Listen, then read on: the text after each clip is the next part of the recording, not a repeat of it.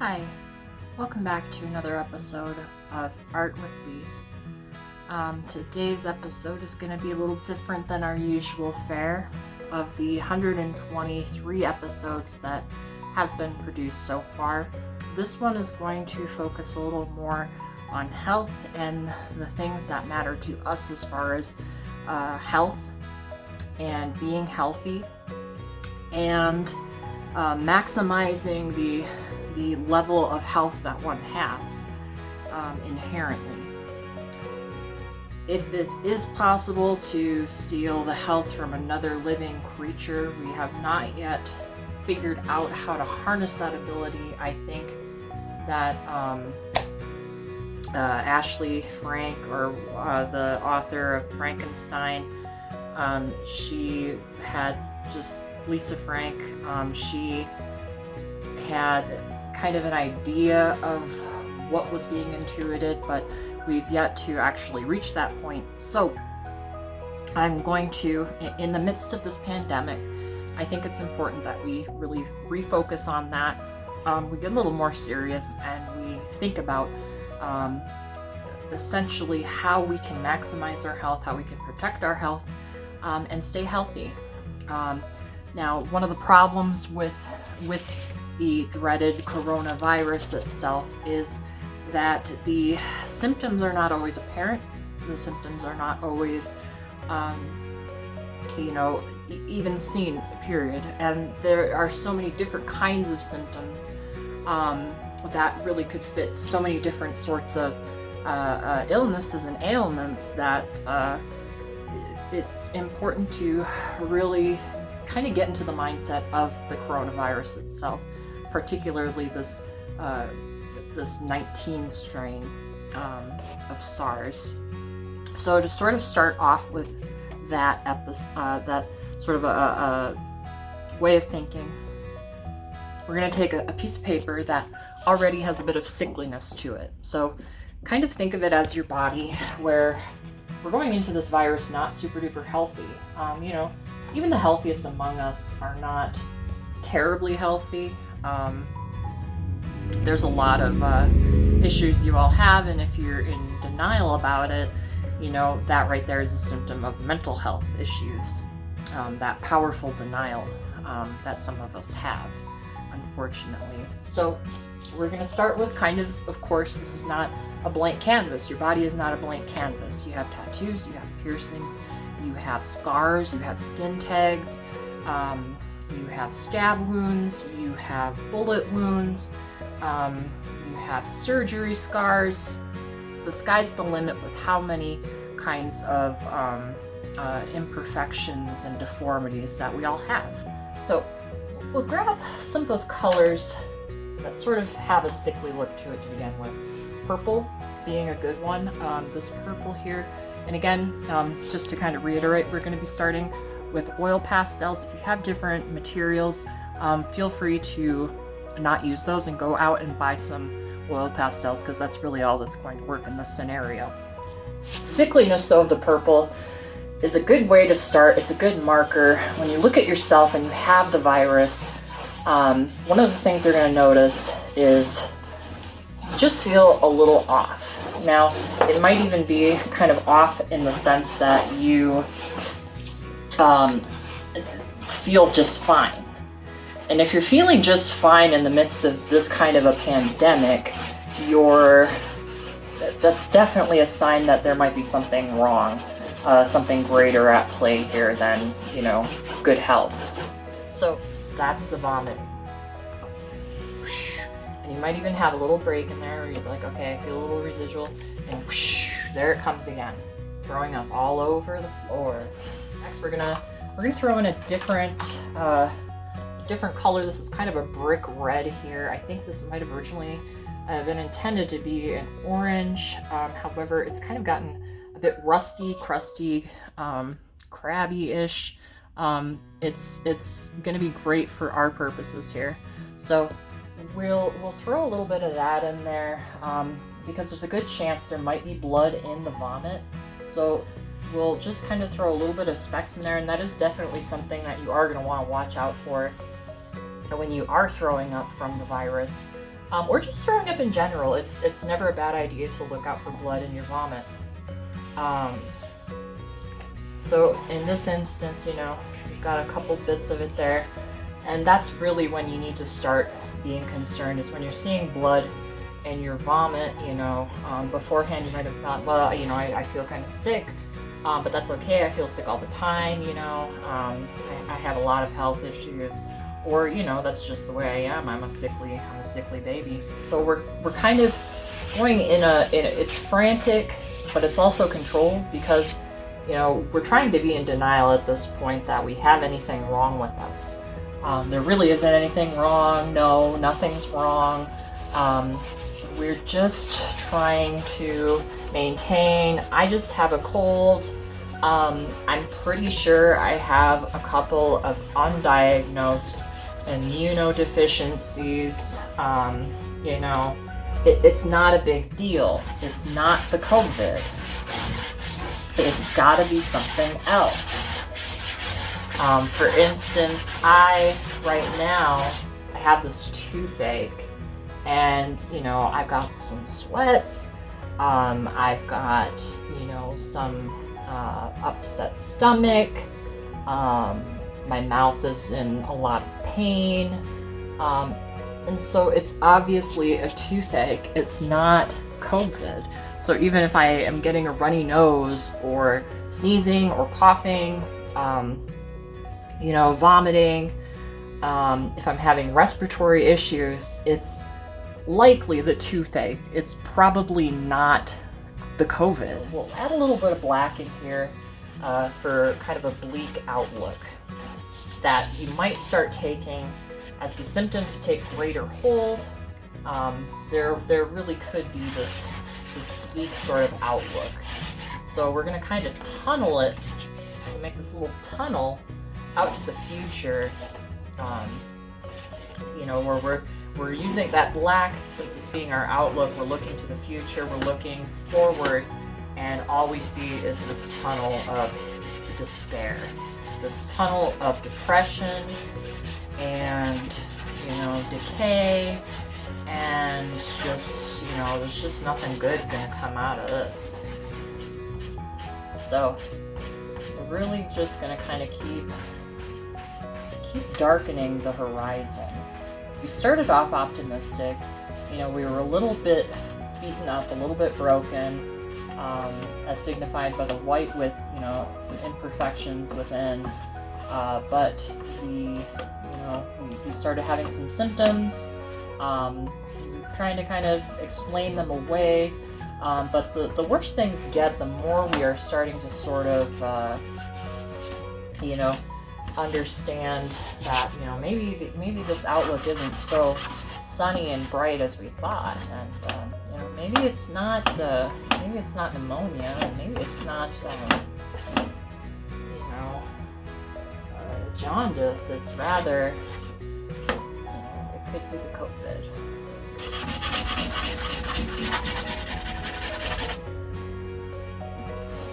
Now, another thing too, another common symptom that people don't really share, it's not been widely shared in the media, but it's having a lot of opinions, and being an opinionated person. So what we're gonna do to kind of signify opinions, opinions are a very strong thing, and because they inherently dissent against whatever it is that's being discussed, whatever it is that's being shared. A good color for this would be blue in this instance, because we haven't used it yet, and we're trying to kind of maintain a level of denial here. So our opinion's going to cut in here, and it's going to push back against that black. It's just going to push back against it. It's going to override it, because my opinion is saying, I'm fine. I'm fine. No, things are not coming to an end. This isn't the end of the world here. No. I can't accept it. I have work I need to do. And in a way, the blue will work extra perfect in this sense because blue is an optimistic color. I'm already feeling more optimistic just looking at it. You know, I was looking at it before and I was like, well, this is quite awful. But the blue is really helping with that. It's making me feel, you know what? Maybe I'm not sick. Maybe I just have a bad attitude. And it probably is that. I just have a negative attitude. I watch too much TV. I was watching the debates, and you know, just a bad attitude here. So this blue is serving a nice purpose, and it's kind of bringing us back down into a lighter feel. You know, it's still a little muddy down here, but we do, for the most part, have a healthier outlook going down. So we'll kind of use that blue to bring it down. Because the night sweats are picking up, we really need to up the optimism factor here. And I mean, if you can get us to the point where your pastels are breaking because you're so feverishly throwing in optimism, all the better. Like, really pepper in that blue to cover up, you know, what's going on with your body. Like, this is fine. And you can use that as a mantra as you're doing this. This is fine. This is fine. I'm fine. I just got over a cold. You know, I just, you know, it was probably allergies from my dog. I am probably allergic to cats. I've never been tested. I should probably get tested. I had a 23andMe kit that showed that I had a predisposition for allergies to pets. So it's probably that. I really need to be spending more time and money looking out for my health by, you know, getting my allergies tested. Because cats and dogs really do have a lot of dander. And, you know, they can really wreak havoc on your respiratory system. And I really do wonder, especially as more blue is kind of covering this and it's making me more optimistic, I do wonder if, you know, a lot of the people with these COVID false positives are actually just allergic to cats. I'm not a scientist, but, you know, what does science have to do with any of this? Really, it's a political thing. I mean, this really is. It's not a big deal.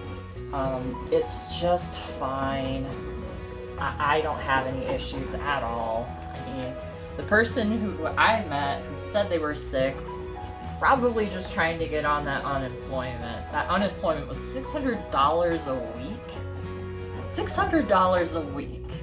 I mean, I would be sick too if I was getting $600 a week. Come on, right? So, yeah, I think it's just a load of bullshit.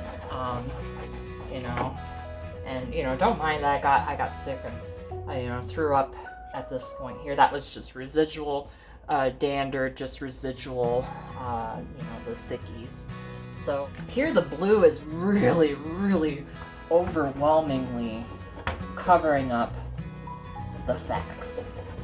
That optimism is powerful, powerful stuff. Optimism, you know, just as a personal aside, has gotten me through a lot of tough times. You know, when I was pessimistic, it was optimism that brought me out of that pessimistic way of thinking. So, you know, never ever underestimate the power of optimism. And here, you know, that optimism is going to cover up a little bit of that sicky at the bottom, that part where we threw up, because, you know, yeah, we threw up and maybe it scared us a little bit more. Maybe it did throw a little more black just for a second and kind of brought us back into that mindset of like, well, I'm going to die. You know, who will take care of my car? You know, who will pay my rent? That kind of thing. So we got just a quick revisit from that black, that you know, that sadness, but nope, blue's not going to let it happen. Blue's going to supersede it. It's going to cover it. This blue isn't coming from within. It's it may have originally started coming from within, but it ended up just branching out and overriding everything, covering it all up. And in fact, you know what? It's so not a big deal. We're just gonna cover it up with more optimism. You know, I'm not getting sick. I can't get sick. I'm not in a part of the country where it's a hot spot, so, you know, honestly, kind of bullshit. Yeah, you know, it's gonna be fine. Like I say, I just got tested. I'm fine. And here again, I'm in my early 30s. I'm young. I'm very healthy. I'm not getting sick, you know. Everyone I've seen is not sick. So it's probably gonna blow over soon. Yeah, they closed down. They closed down the school. They closed down the mall, and there's some black, you know, kind of bring back us. I kind of got brought out of that optimism, some black to kind of bring us back into a bleak reality, potentially. But you know what? It doesn't matter that they closed down the school. In fact, you know, that's probably for the better. And it helped kind of stop us as a society and take a step back and say, you know what? Things are okay. Things are going pretty darn good. And, you know, a big part of this optimism, this denial, is you got to be ready to offend people. You've got to be ready to get people out of their comfort zones.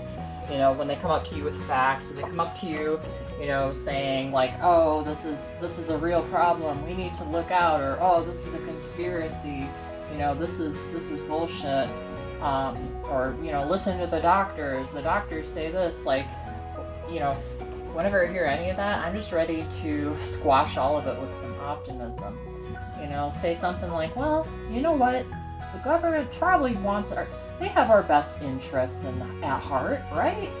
Like, I think that they really care. I think they really, really care. And you just, you know, really cover up that black when you tell yourself that. Cover up that bleak future. You know, you say like, oh, those health experts, you know, they're human. They make mistakes. Did they really know? Are they kind of blowing this out of proportion? You know? And you just kind of, again, like, cross out that black with that blue as you're going, as you're really reaching for some good, solid optimism, some good, solid perspective as to what's really going on here. Because the truth is, it's all online, and if it's all online and we can all access it, we're all experts. Okay? So if anyone's trying to tell you, oh, you're not an expert, you don't know, you can just say, well, do I have the internet? Yes. I think that makes me an expert. If you have like a university account, email account, and you can get access to Google Scholar or those, you know, medical journals, or just academic journals, and say, well, I have access to all the PubMed articles, so, you know, fuck off. And look at that. Look how much that optimism is covered up. All the sickness, the vomiting, the diarrhea, the headaches, the fever, the breathing trouble, all of it just buried under that blue optimism. You know, can you see a little bit of it still under there? Well, maybe. But guess what? It's not the majority. It's not what's really taking the cake here. It's really all about that optimism and that looking at the positive, that looking at, you know, what really matters, what's going to shape my reality, what do I want my reality to be. You can take a look at this piece here. I think it's done an excellent job of kind of showing how we can have those symptoms and those issues, but really it's an attitude that overpowers everything above all else. It's deniability, it's facts, it's telling yourself that you have the facts, it's telling yourself that you know better, It's all of that and a bag of potato chips. So I hope that you too can find your own inspiration for telling yourself that everything is okay, and that, you know, if your loved one is struggling to breathe, you can kind of just cover them up with some blue, you know, and just say, it's fine, you know, it's not as big of a deal as you think. And you can really be inspiring, I think, to a lot of people if you just approach things that way.